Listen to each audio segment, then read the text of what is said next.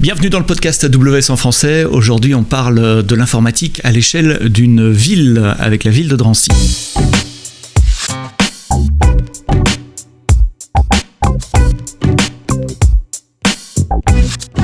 Bonjour, bienvenue, merci de nous écouter, de plus en plus nombreux, plusieurs centaines chaque semaine maintenant pour downloader les différents épisodes. Continuez de vous abonner. Je regardais les statistiques cette semaine, vous êtes nombreux à nous écouter sur le site web, c'est bien. C'est pas le plus confortable, vous savez qu'on est aussi disponible dans toutes les bonnes applis de podcast. Vous pouvez vous abonner, que ce soit Google Podcast, Apple Podcast, Deezer et Spotify, pour ne citer que les principales, mais il y en a des tas d'autres aussi. Donc pour votre confort d'écoute, allez jeter un coup d'œil et abonnez-vous de ce côté-là. Merci pour les commentaires que vous laissez également. Je n'ai pas le temps de tous les citer, mais c'est toujours utile d'avoir un feedback. Cette semaine, j'ai le plaisir d'accueillir David Larose, qui est CIO en anglais, DSI en français, directeur des systèmes d'information de la ville de Drancy. David, merci d'être là. C'est quoi le challenge d'être un DSI à l'échelle d'une ville ? Bonjour et merci pour l'invitation. Les challenges quand on est DSI d'une ville, en fait, c'est essayer de rendre service au maximum aux citoyens, donc faire un SI qui quand même à terme fasse qu'on apporte des choses aux citoyens, mais également forcément faciliter la vie des fonctionnaires et donc trouver toujours le bon outil pour rendre les fonctionnaires plus performants, même si la performance, quand on parle de fonctionnaires, ça peut paraître être un gros mot pour certains, mais voilà, il faut améliorer la performance des fonctionnaires pour qu'on puisse toujours améliorer le service rendu aux citoyens.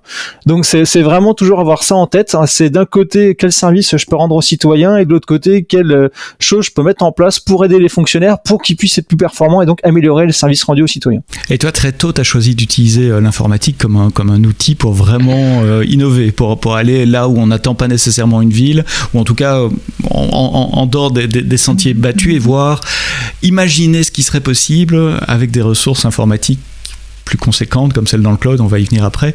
Mais c'est ça ton leitmotiv, c'est l'innovation ?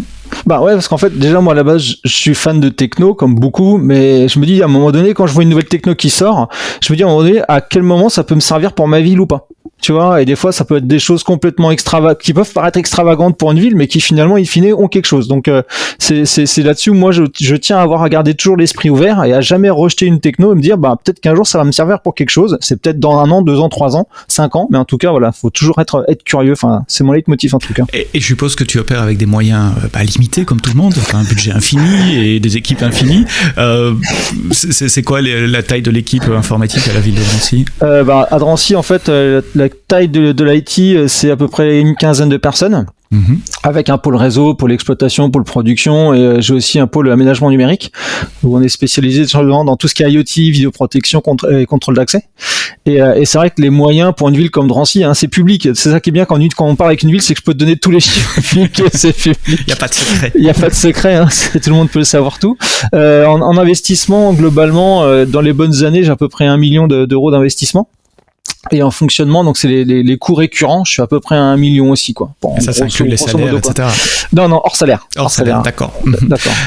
Donc c'est 15 personnes, mais ça couvre l'ensemble de l'informatique, y compris les postes bureautiques, les applications. Là, c'est ça qui est passionnant en fait quand tu bosses dans une ville, c'est que tu touches tous les métiers.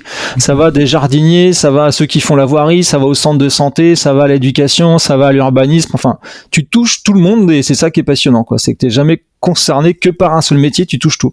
Donc un jour on peut te dire tiens, il me faut un SIG pour cartographier les nouvelles rues qu'on a mis en place. Un autre jour on va te dire tiens, j'ai mes chauffeurs de car, ils ont besoin d'un nouveau smartphone parce qu'il y a une application pour ci pour ça. Enfin voilà, tous les jours un nouveau truc. Et comme beaucoup de gens qui sont contraints par les ressources, tu t'es tourné vers le cloud il y a déjà quelques années, c'est pas nouveau. Comment le cloud AWS, mais en général, comment le cloud peut aider quand on est contraint en ressources et pour adresser tous ces besoins qui arrivent face à toi ? En fait, oui, le première chose que j'ai fait moi dans le cloud, c'est de mettre toute mon infrastructure dans le cloud. Donc j'ai tout virtualisé, tout externalisé. Parce qu'à un moment donné, je me suis dit, je peux pas avoir des compétences, par exemple, dans AWS, parce qu'on a une collectivité, et les collectivités, on peut pas avoir des salaires mirobolants, donc on peut pas recruter les meilleurs. Donc je me suis dit, à un moment donné, je préfère me concentrer sur les gens que je vais recruter, avoir des missions très spécifiques, plutôt que d'essayer de recruter des gens qui, pour maintenir un data center en interne, ce qui me paraît une aberration depuis des années. Ce qui fait que depuis quasiment 10 ans maintenant, j'ai plus un seul serveur en mairie. J'ai tout externalisé via une fibre dédiée. Depuis 10 ans. 10 ans, ouais. Ah ouais, j'étais le premier à le faire en fait. J'étais le premier à le faire. Et voilà, ce qui fait que ça me permet de me concentrer sur des tâches à valeur ajoutée pour la collectivité ou les citoyens, plutôt que, comme je dis souvent, de regarder si la lumière clignote vert ou clignote rouge. Donc si tu veux, c'est vraiment ça pour moi de me dire pourquoi je vais me prendre la tête à essayer de trouver à monter des solutions en interne, sachant qu'elles existent à l'extérieur. C'est ce que j'appelle la plomberie, hein, la lumière qui clignote, mettre des câbles réseau, mettre des serveurs dans des racks, etc. Et là, le fait de se décharger de la plomberie et de pouvoir imaginer et d'avoir accès à des ressources quasiment infinies, ça t'a donné des tas d'idées. Alors, en préparant ce podcast, on a parlé de plein de use cases. Il y en a 4 qui ont retenu mon attention. Allons-y dans les détails. Exemple d'innovation de la ville de Drancy grâce au cloud ou avec le cloud AWS. Le premier, je sais pas, les IoT. Tu as parlé d'IoT, les capteurs dans les écoles. Ouais, les capteurs de CO2, en fait, c'est un peu à la bonne en ce moment avec le Covid où on nous demande de mettre des capteurs de CO2 dans les écoles pour permettre aux enseignants de savoir quand aérer les classes. Et du coup, je me suis dit, ok, on va retrouver des capteurs, parce qu'on peut acheter des capteurs sur Amazon à 40 euros pour qu'ils puissent voir s'il faut ouvrir ou pas. Mais moi, je me suis dit, en fait, on va essayer de capitaliser là-dessus, on va faire quelque chose de plus intéressant. C'est de mettre des capteurs qui aussi sont connectés en LoRaWAN, donc avec IoT Core sur AWS. Donc du coup, j'ai déployé mon réseau LoRaWAN très rapidement. Attends, déployer un réseau LoRaWAN, ça veut dire aller sur le toit, monter des antennes, mettre des émetteurs, des trucs comme ça. D'accord, ok. Ouais, mais c'est en fait l'avantage qu'on a dans une ville, c'est qu'on gère l'éclairage public. Donc si tu veux, moi j'ai des poteaux d'éclairage public partout. Donc du coup, j'ai acheté des antennes LoRaWAN, je les ai mises sur un poteau d'éclairage public, je les ai alimentées directement et boum, comme ça j'avais mon réseau LoRaWAN, ce qui fait qu'après on a déployé des capteurs LoRaWAN CO2 avec un afficheur dans les classes, et ce qui fait que on a en temps réel nous le niveau de CO2 dans les classes, et on a aussi le niveau de température, et ça pour nous c'est hyper important d'avoir la température dans les classes, parce que ça permet au service technique de pouvoir adapter les courbes de chauffe, parce que maintenant ils savent exactement combien il fait concrètement dans la classe et dans les écoles, et ça nous permet aussi nous de pouvoir faire intervenir l'astreinte technique quand on détecte un truc. Donc là il y a quelques semaines de ça, un week-end, j'ai eu une alerte comme quoi une température était en dessous de 14 degrés, ce qui est pas normal pour une classe. Du coup, j'ai fait intervenir l'astreinte et on s'est aperçu qu'on avait oublié de fermer une fenêtre et que la lumière est allumée. Donc c'est des trucs tout cons, mais sauf que nous, ça nous fait économiser de l'argent parce que on a évité de chauffer pour rien parce que la fenêtre est ouverte pendant tout le week-end, et ça permet aux enfants quand ils rentrent le lundi d'avoir une température correcte. Donc c'est vraiment du win-win, quoi. Donc c'est pour ça, tu vois, où pour moi le cloud c'est hyper intéressant, parce que si j'avais pas le cloud à disposition, c'est une vraie prise de tête, quoi. Enfin, monter un réseau LoRaWAN, faire sa DMZ, récupérer les données et tout. Enfin, non, quoi. Enfin, à un moment donné, faut arrêter de perdre du temps et de faire des projets, quoi. Ouais, gérer et stocker les données. Juste pour ceux qui connaissent pas, enfin, moi, je suis pas spécialiste non plus. LoRaWAN, donc c'est un réseau genre Wi-Fi ++++ à l'échelle d'une ville. C'est quoi la portée d'une antenne? En fait, en fonction des bâtiments, tu peux aller jusqu'à un minimum 1 kilomètre, quoi. Ah oui, donc avec quelques antennes, tu arrives à couvrir la surface d'un centre-ville. On parle de combien d'écoles, combien de classes de senseurs? Là, en fait, du coup, fort de mon projet pilote, on avait équipé 28 classes de capteurs sur trois groupes scolaires différents. Là, du coup, le maire m'a demandé d'équiper toutes les classes de toutes les écoles. Donc, ça va représenter 360 classes. 360 classes.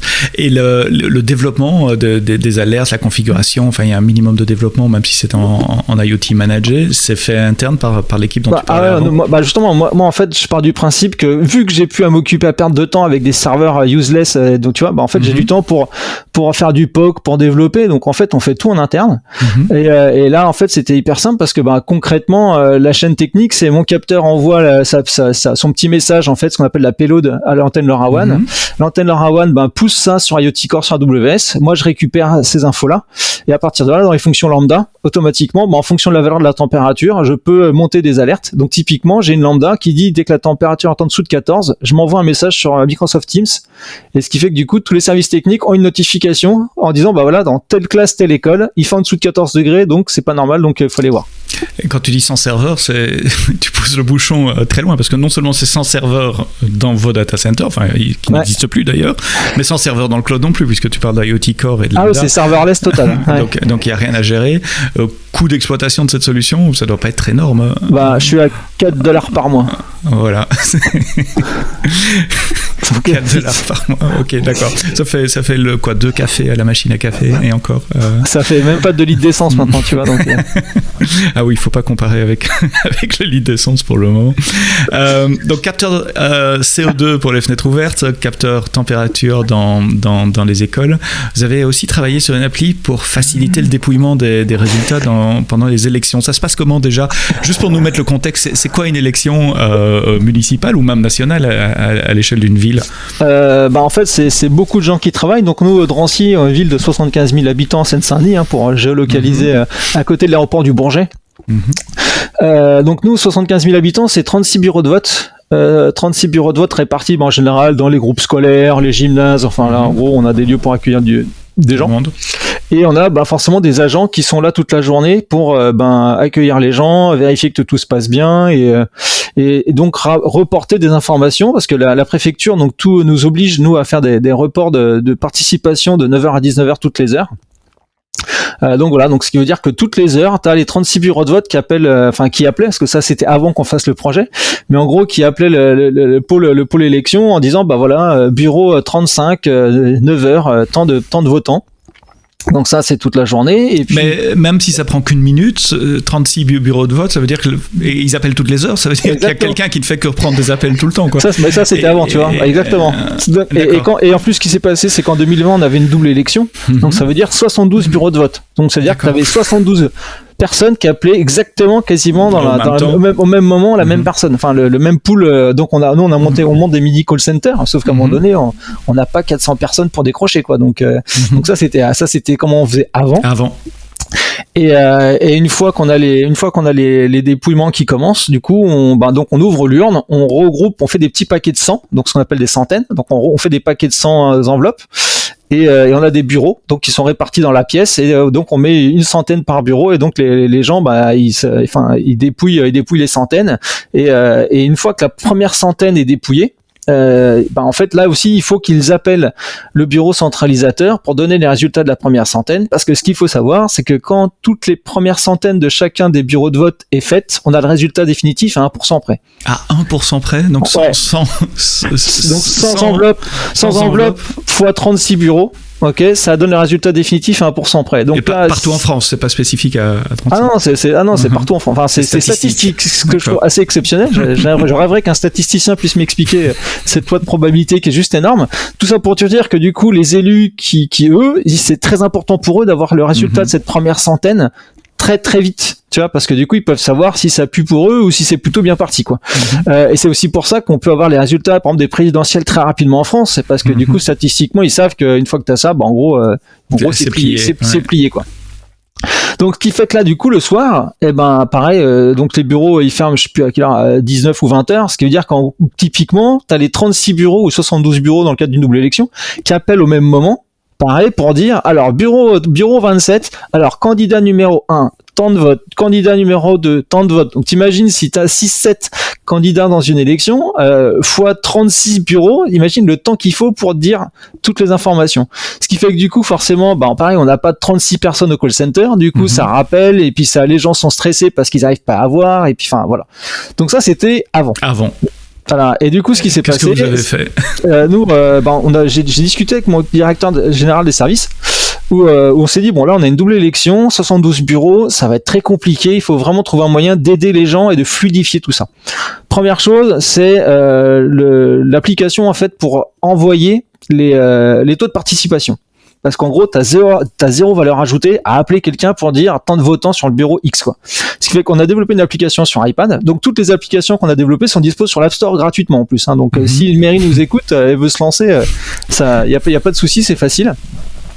Et donc première chose, voilà, donc ils ont des iPads dans les bureaux de vote, ils sortent l'iPad, ils prennent l'application participation, pouf, ils saisissent directement le taux le nombre de votants, ce qui fait que derrière le pôle état civil, eux, ils ont un dashboard où ils ont en temps réel toutes les saisies qui ont été faites sur iPad, donc dashboard via QuickSight AWS. Et du coup, les gens n'ont plus besoin d'appeler, ils saisissent ça sur l'iPad, ils font OK, hop, c'est réglé. Et derrière, le pôle état civil, hop, ils ont les résultats directement des participations, ils ont juste à saisir ça dans le portail de la préfecture et l'affaire est réglée. Donc déjà, tu vois. Donc la remontée d'informations des bureaux de vote vers votre bureau central se fait. Et de l'iPad, il parle à quoi? Une API Gateway ou quelque chose comme ça? Alors voilà, exactement, on a un endpoint AWS, ce qui fait que du coup, on pousse ça dans une base Aurora RDS. D'accord. Voilà, et ce qui fait que nous derrière, sur QuickSight, on fait un petit tableau de bord sympathique avec typiquement le nombre toutes les heures, 9h à 19h, les bureaux de vote et du coup le taux de participation. Avec une forte authentification, je suppose, pour que n'importe qui puisse pas prendre. Non, bien sûr, évidemment. Donc oui, évidemment, on a tout sécurisé. Hein. Mais pour te dire que tu vois, c'est tout con. C'est tout con, et lors des doubles élections, ça nous a fait économiser 72 appels fois 11 heures, donc ça fait 800 appels d'économiser, tu vois. Juste en faisant ça. Ouais, en temps, en stress pour les gens qui travaillent dans les bureaux de vote, en précision des résultats aussi, est-ce que vous avez les résultats plus vite, plus exactement, rapidement. Et puis surtout que si tu veux, les gens qui sont au call center de l'état civil, ils savent que quand on les appelle, pour le coup, ça va être pour un vrai problème, ça va être pour une vraie question et pas juste pour dire la participation, quoi. Ce qui fait que derrière les gens, ils ont plus de temps aussi pour répondre aux questions parce qu'ils savent que quand on les appelle, c'est pour un vrai truc. Et ça semble tout simple. Pourquoi il n'y a personne d'autre qui fait ça? Écoute, j'en sais rien. Voilà, on lance l'idée. C'est la bonne question.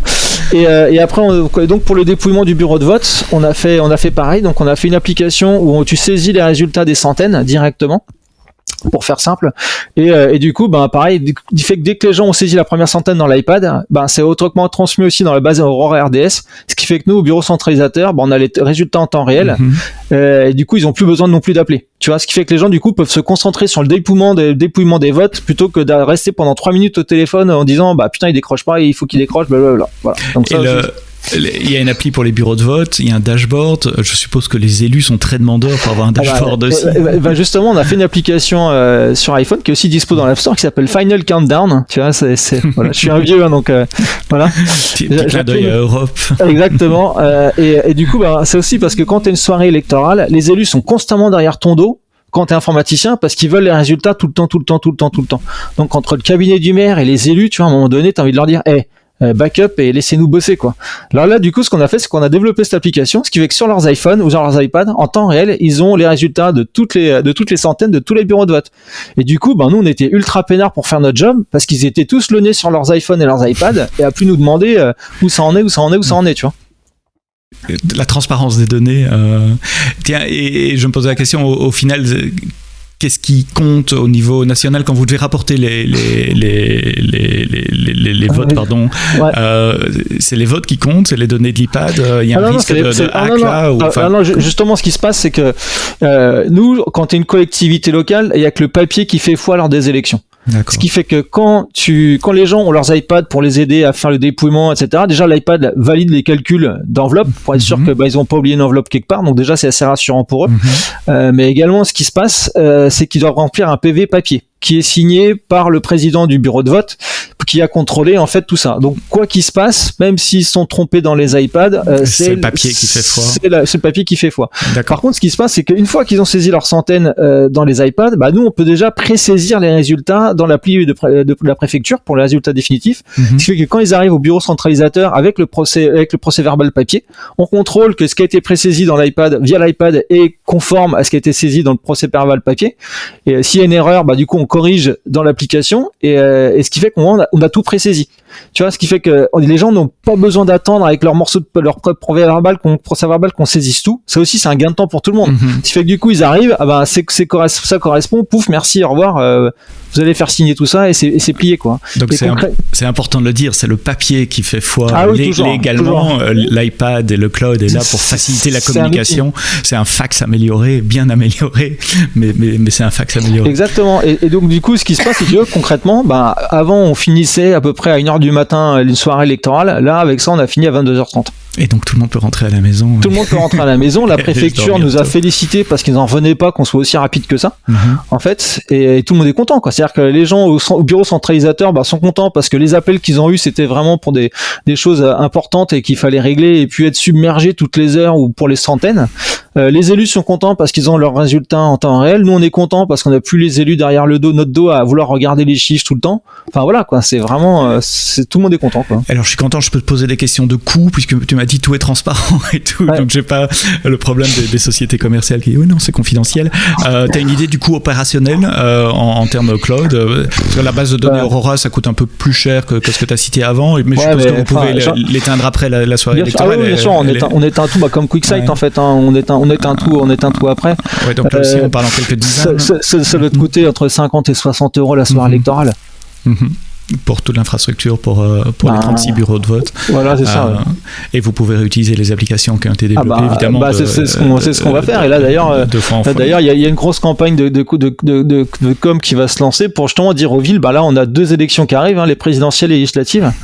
Donc là, justement, on a fait un gros travail, nous, de faire des applications iPad, iPhone qui étaient complètement agnostiques, donc qui peuvent être utilisées par n'importe quelle ville, et aussi de faire un package AWS pour déployer toutes les ressources nécessaires très facilement. Donc si je suis le maire d'une ville, je peux prendre le package AWS déployé sur mon compte AWS à moi, qui n'est pas le vôtre, prendre l'application sur l'App Store, juste la configurer pour pointer vers mon infrastructure, exactement. Et c'est parti. Bon, je mettrai les notes, je mettrai les liens vers tout ça dans les notes du podcast si vous êtes intéressé. Vous scrollez un peu dans votre app et vous trouverez les URL. La plupart des sociétés commerciales sont en train de se poser la question de l'apprentissage machine. Comment est-ce qu'on peut utiliser l'apprentissage machine pour mieux utiliser les données, pour voir des choses qu'on ne voyait pas avant, par exemple, au niveau des données. Tu t'es posé la question aussi, mais il y a déjà plusieurs années. J'ai en tête 2-3 ans, si je ne me trompe pas. C'est quoi ton use case autour d'apprentissage machine? En fait, le deep learning, en fait, il y a un des fléaux qui touche toutes les villes du monde, c'est le dépôt d'ordures sauvages, où tu peux pas traverser une ville sans voir quelque part un micro-ondes qui est par terre ou un pot de peinture, enfin ça ça touche tout le monde. Et donc je me suis dit à un moment donné comment je peux utiliser l'IA pour faciliter la détection de ça et aider la police municipale à choper des gens qui font ces saloperies. Et à Drancy, on a un réseau de caméras assez développé. On a à peu près 180 caméras. Donc je me suis dit, pourquoi ne pas utiliser l'IA pour scanner mes images de vidéoprotection en temps réel et me remonter des alertes à niveau de la police municipale justement pour leur dire, là j'ai détecté quelque chose. Donc regardez parce que ça peut être un truc. Et c'est un projet que j'ai eu en tête depuis il y a 5 ans à peu près, que j'ai vraiment commencé il y a 3 ans. Et pareil, il y a un big up à Olivier Cruchon de chez vous, d'AWS, qui m'a aidé justement à mettre le pied à l'étrier à ce niveau-là. Et franchement, c'est que du bonheur. Et pareil, là, j'ai développé une application que j'ai appelée Trashinator, qui est à dispo justement, qui est mis à dispo sur les iPads de la police municipale, ce qui fait que du coup, ils peuvent voir directement sur le plan de la ville où est-ce que c'est, la photo du dépôt sauvage que j'ai détecté, l'heure, la caméra, enfin voilà, ce qui fait qu'ils peuvent intervenir très rapidement. Parlons un peu du flux de données. Donc, ce sont les caméras de la rue qui envoient des données quelque part pour une analyse machine learning et qui lui, va lever, l'application va lever des alertes si jamais elle détecte quelque chose. Ouais. Tous ces flux-là passent par le cloud ou c'est juste l'entraînement? Enfin, ça marche comment? Alors, l'entraînement, en fait, je le fais en fait en local parce que j'ai une grosse machine. Mais en fait, du coup, ce qui se passe, c'est que l'inférence se fait en local parce qu'on parle d'images de vidéoprotection et il est hors de question que ça sorte ça sorte de l'extérieur. Par contre, ce qui se passe, c'est que du coup, dès que j'ai détecté quelque chose, je croppe l'image de ce que j'ai détecté. Donc, typiquement, je croppe le petit pot de peinture ou le micro-ondes ou le frigo. Et en fait, je pousse ça sur S3. De manière chiffrée, et du coup l'iPad, lui en fait ce qu'il fait, c'est qu'il va taper dans le bucket S3 pour récupérer le crop, mais également on a du coup créé des objets Shadow IoT de toutes les caméras avec leur géolocalisation, ce qui fait qu'on peut attacher cette image à la caméra et donc afficher une carte de Drancy avec des petits points verts de ce qui a été détecté et puis avec les heures à quelle heure ça a été détecté. Ça c'est ce qu'on voit sur l'iPad, sur l'iPad, l'application. Et donc tout ça, donc la première partie, l'analyse des images est en local, parce qu'évidemment vous n'allez pas envoyer les images à l'extérieur de votre réseau. On voit des gens sur ces images qui marchent sur les trottoirs, donc vous gardez ça. Le serveur qui fait l'analyse est en local, mais une fois qu'il a détecté quelque chose, il pousse ça dans le cloud et les applications des agents sur le terrain utilisent le cloud. Si on rebobine un peu, l'entraînement, il faut des heures et des heures de vidéo, il faut de la notation. Ça s'est passé comment? Tu le fais où? En fait, on le fait en interne, pareil. Les images sortent pas, donc en gros, j'ai des agents de terrain qui ont pris des centaines de photos des dépôts d'ordures sauvages. Donc, les agents en charge du nettoiement déploiement de la voirie, ont pris avec des smartphones pour prendre en photo, ce qui fait que ça a constitué mon dataset. Et du coup, j'ai tagué moi-même mon dataset, donc ça m'a pris des heures et des heures et des heures. Et puis après, faut entraîner tout ça. Et c'est voilà. Et continuellement, du coup, on m'apporte de nouvelles photos. Du coup, je retag. Et puis c'est après d'un point de vue IA pur, je suis passé par diverses stratégies. Donc au début, juste un détecteur, après j'ai enchaîné un classifier pour un détecteur pour essayer d'améliorer, et puis finalement je me suis rendu compte que il valait mieux diversifier les classes de détection, parce qu'un truc tout con, par exemple les sacs poubelles, tu vois, si tu veux détecter un sac poubelle, en général les sacs poubelles sont noirs, sauf que l'hiver quand les gens ont des doudounes, la caméra pour elle une doudoune c'est un sac poubelle.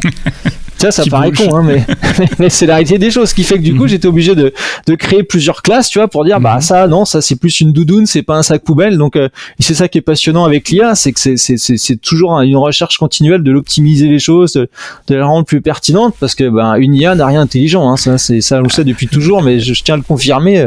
Voilà, une IA ça n'a rien d'intelligent du tout. C'est jamais répété ça, l'intelligence artificielle n'est ni intelligente ni artificielle.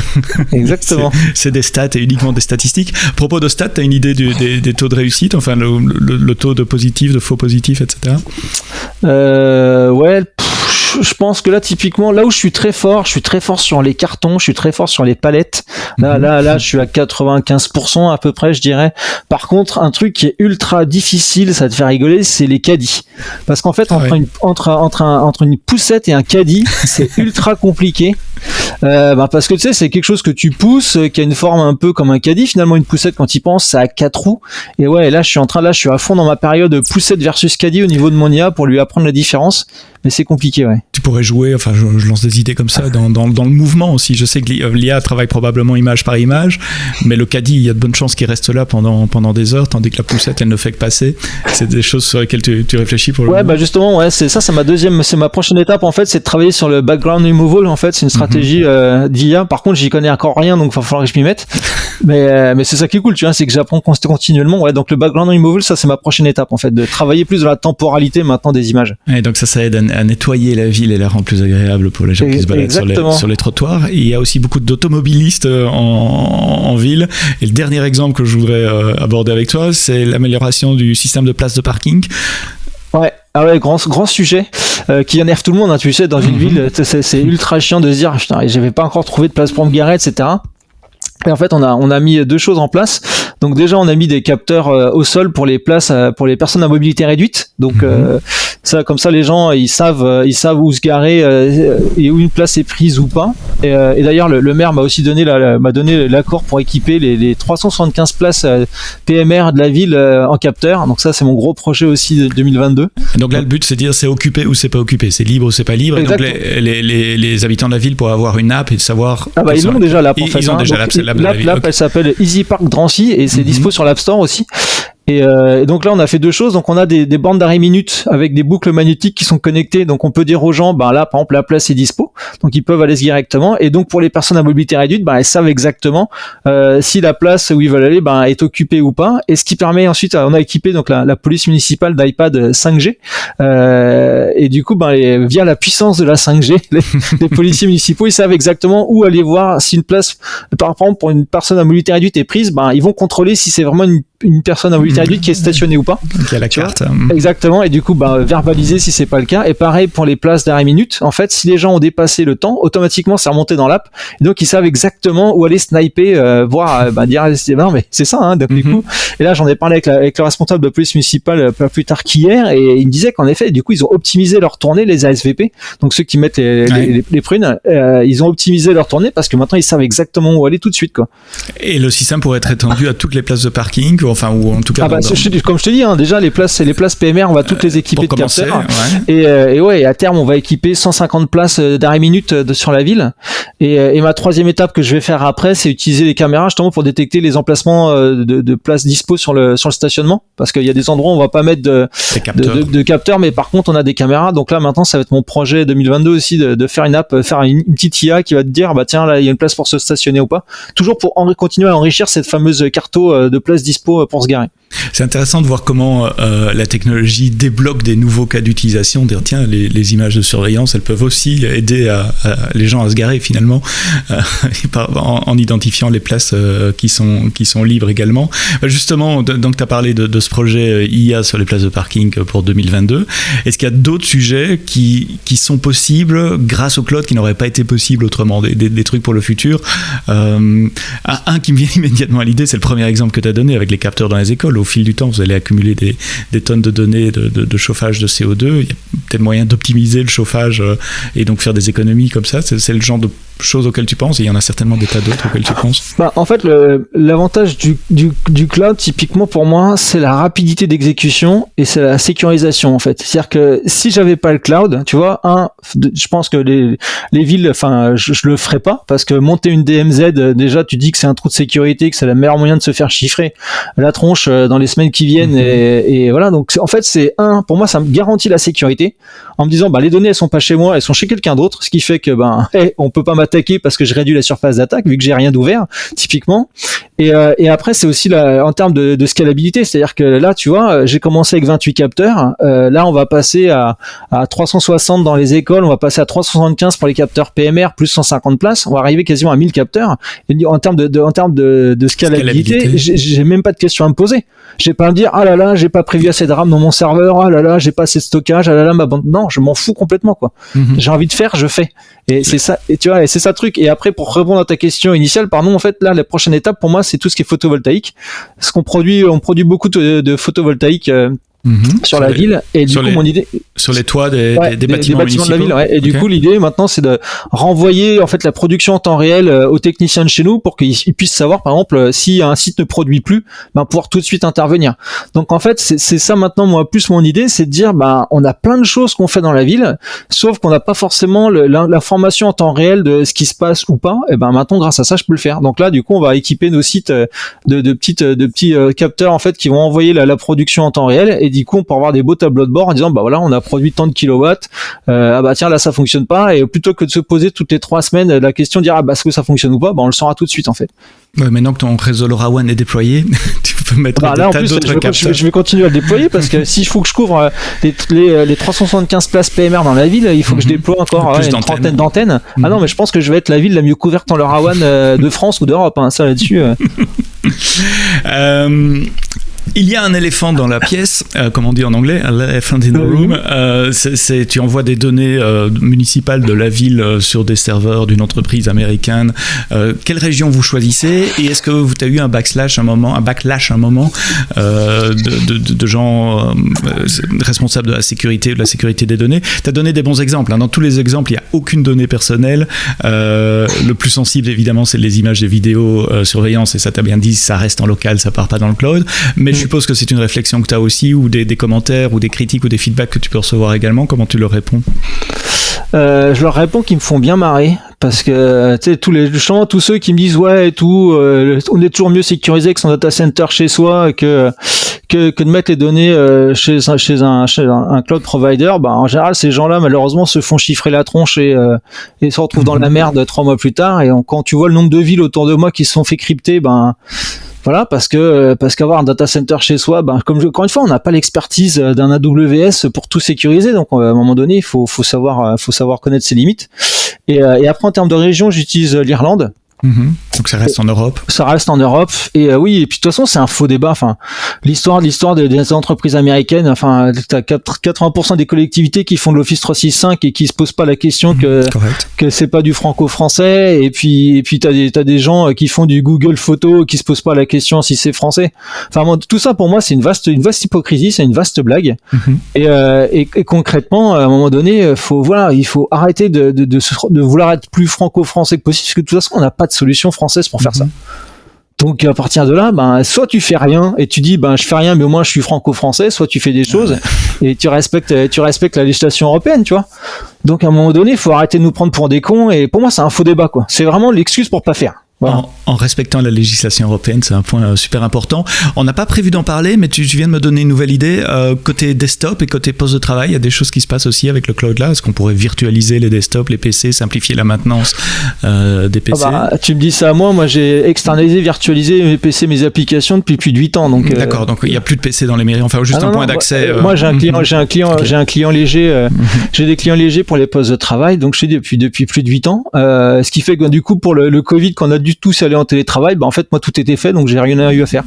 Donc c'était rapide, je leur dis voilà, vous lancez un navigateur, vous tapez ça, puis vous avez votre bureau de travail et votre espace de travail et vous pouvez bosser quoi. Du coup il n'y a plus de risques, ou en tout cas ça diminue fortement les risques de crypto et de ransomware comme tu mentionnais avant. C'est ça le truc, c'est qu'à un moment donné, vu que tout est chez un host provider, un cloud provider, en fait, voilà, en termes de sauvegarde, si tu veux, mes sauvegardes, une fois qu'elles sont faites, pouf, je les mets ailleurs et c'est réglé. Ce qui fait que si un jour je me fais chiffrer, je m'en fous.